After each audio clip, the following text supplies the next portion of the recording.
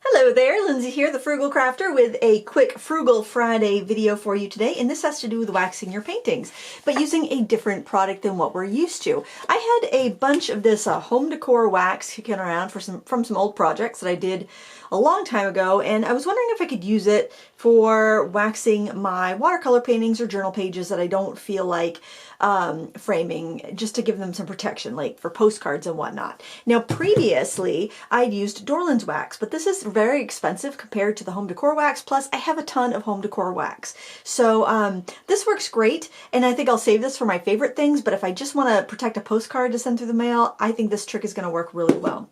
So here's a piece of scrapbook paper that I covered with the home decor wax and let it dry, and then I put a piece of tape over this half of it, and I buffed this half so you can kind of see the difference. So this is the wax just as it comes. It almost feels like wax paper. You can see a little bit of a grit to it, and right there where I had a thick edge, you can see the wax. It's funny, it's just like a layer of wax on there. And this side that I buffed now has a beautiful sheen to it.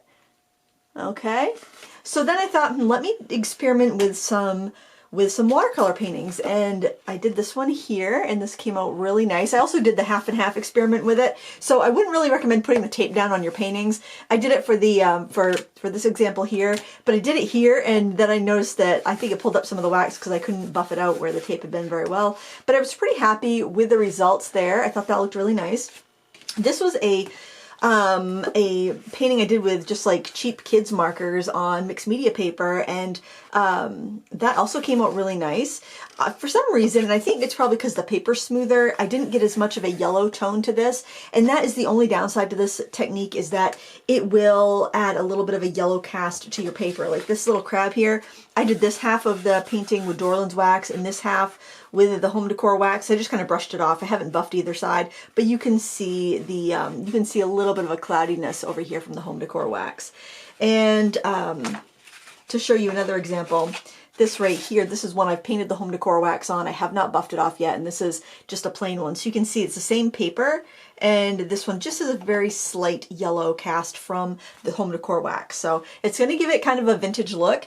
And I don't know about archivability. Generally, when you wax furniture, you have to re-wax it in like, I don't know, 6 months to a year or so. That's why I have so much of this left, because I hate waxing furniture. I use polycoat on it instead. So I never use this stuff for its intended. Well, I did, and then I realized I do not like that process.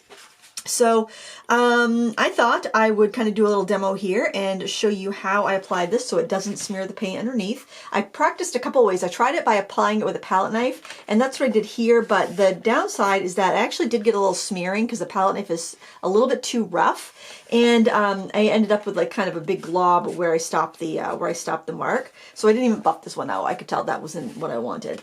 So what I ended up using that worked really well was a fan brush, and I can't find the larger fan brush I used. I don't know where I put it. I probably should clean a little bit better, but this is what you want to do. And I don't think it matters what brand. These are both by Plaid. There's the Martha Stewart, and there's the Home Decor. This is Vintage Decor Clear Wax. They both appear to be the same color though. So I'll just use this one. I think it might have a bigger hole at the top. And what you want to use is take a soft brush and brush a thin coat. This is not an ideal brush. It should be, a fan brush works great, but a little bit bigger would be better. And it's going to dry very quickly, so, you know, go as quick as you can. And you can go right, I'd go right to the edge, especially if you're doing like a postcard. And it gives it a beautiful, like, tactile feeling to it as well.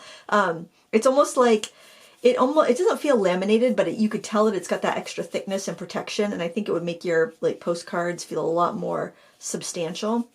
And who doesn't love making, you know, watercolors on postcards? I mean, that's such a fun way to create and share your work. And if you're doing plain April and you're doing all these little sketches, I mean, why not do some on some postcards? And then, especially if you're like, you're growing so much, right?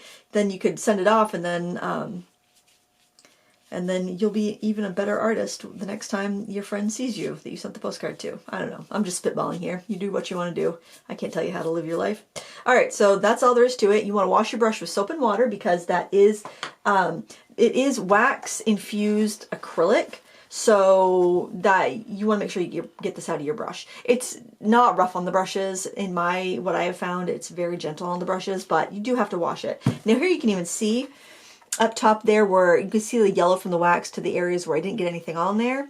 Actually, I think I want to take that right to the edge. I mean, I don't know what I'm going to do with this. What I tend to do, these are from my bin. I have this bin of paintings, and basically what it is if I do like a demo in class or something, I have these extra little like duplicates of paintings, or you know, just little paintings that are all right, but they're nothing to write home about.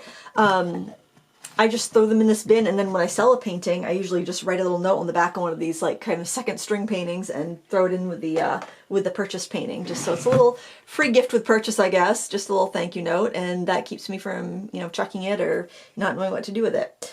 So let me wipe off my table here.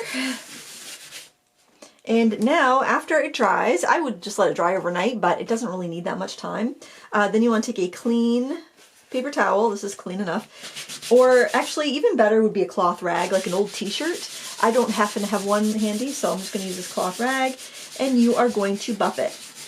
And basically, you're just rubbing it, and it's going to give you a bit of a sheen. Now, something else I kind of want to try while I got you here is using a heat tool, because I'm wondering if that might like eliminate the need to buff it. And I'm awfully lazy. That's why I never used the wax to begin with, because I didn't like all the buffing, especially on a piece of furniture. Furniture is big, man. I'm way too lazy for that.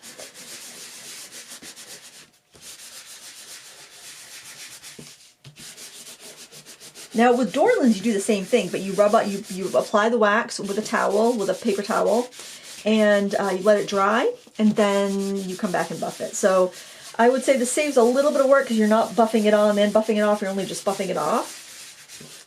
But I think that the result with the Dorlands is, you know, it's better, especially you don't have any risk of smudging. Like, you technically could have some smearing with the liquid product you're putting on there. So I feel like this probably needs more buffing, but you can kind of see it's got a little bit of a shine now. But I'm curious, if we use a heat tool, what happens? So I have not tested this. You are hearing it here first. And I'm just going to see what we get. Will it melt the wax? What will it do? Will it bubble the acrylic? I don't know. Will it do nothing? Oh, you know what? Look at that. Look at my flower. It's getting so much brighter. It's melting the wax. Let's see if it stays like that. I'm wondering, what I'm hoping it will do is just kind of make the wax sink into the paper fibers a little bit. Ooh, that is much brighter now. Did you see that? I don't know if it shows on camera, but my lines were kind of hazy. Now look at how dull that is. Look how bright that is. It might just go right back to the way it was when it dries, but I'm hoping it's helping it sink into the paper, and that could make it even better, make it so that we don't even have to buff it. And like I said, I don't know how archival this is. I probably wouldn't do it on like your best painting ever, but if you got some art journal pages that want to stick to each other because you've used like some gloss medium or some Mod Podge in them, and you want to keep them from sticking together, I think this would be an excellent option, especially if you have it around. And it's not, I don't know, I don't know how much it costs these days, but it might be a nice affordable option as well. Oh, I like that. I feel like that's like the texture I want. It makes it kind of seep into the paper, and it gives it a it gives it just kind of like a natural paper look, but it's got that protecting feel on it. That's nice. I really like that. Let's try it on this. Let's see what it does. This one's been buffed fairly well.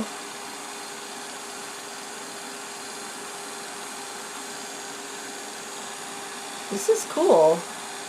In my opinion, anyways. You might think that I'm a dork, but also, this might help if you're... Oh, yeah, I think it's making... I almost think it's making the paper a little less yellowed, too, by heating it. Maybe, maybe not, I don't know. Probably the more you buff it, the less of an effect you're going to get from heating it. But if you want to be a little lazy and not buff it, and I say lazy, hey, you know what, you're making art, you're experimenting, there's nothing lazy about that. You're way less lazy than most people.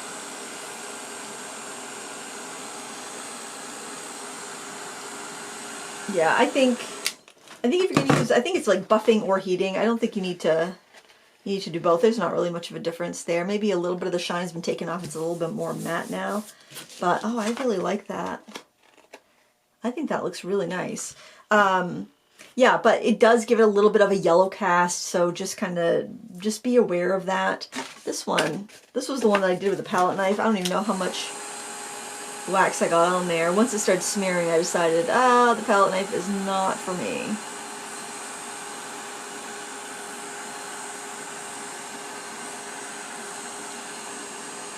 This one was just kind of, oh, I want to heat up that big clump of it. Let's see what that does. Maybe if you get too much on there, you can heat it up and wipe it off. Let's see. Not really. But you know what? You could scratch that off. You can scrape off the extra wax. So, I'm not really concerned about that, but there you have it. And the Dorlands here versus the home decor wax. Yeah, I think the Dorlands does give you a better effect. It's just a little bit more work, and it's quite a bit more money. At least from what I'm remembering, anyway, it is. But I hope you found this useful. I hope you give it a try. If you have some of this kicking around, I don't know if I necessarily recommend going out and buying this. But if you get a good deal on it or you have some anyway, it's a great way to just waterproof your postcards and your art journal pages. If you're going to buy something for archivability and you want the best of the best, I would definitely still recommend going with Dorlands Wax. I haven't tried Gamblin's cold wax medium, but that's available in larger containers, so it might be more affordable. And of course you can make your own too, which is the most affordable. I might try that after I use this up. I'm so dear with this because it's kind of pricey, but I really should just use it. I don't think it's going to go bad though. So this was 4 ounces. I think 4 ounces is going for about $12, whereas something like this I think is probably around 6 for like 8 ounces. So I don't know. It's a fun thing to experiment with, and don't we like to do that? I know I do. Thank you for watching. If you enjoyed this Frugal Friday tip, please give me a thumbs up. Share it with your friends who may have excess amounts of home decor wax kicking around. And till next time, happy crafting. Bye.